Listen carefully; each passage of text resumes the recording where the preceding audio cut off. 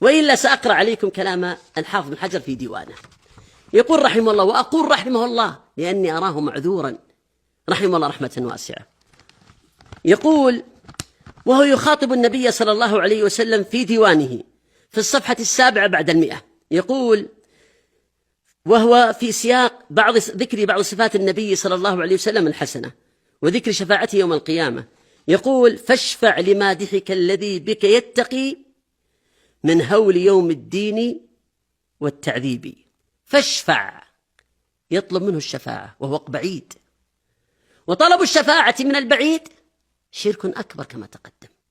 ولم يذكر ابن حجر عن نفسه أنه كان عند القبر، ولم يذكر شيئا من هذا، ولم يتطرق للمسألة فتح الباري ولا غيره، أن هناك فرقا بين يطلب هذا الأمر عند القبر أو أن يكون بعيدا عن القبر.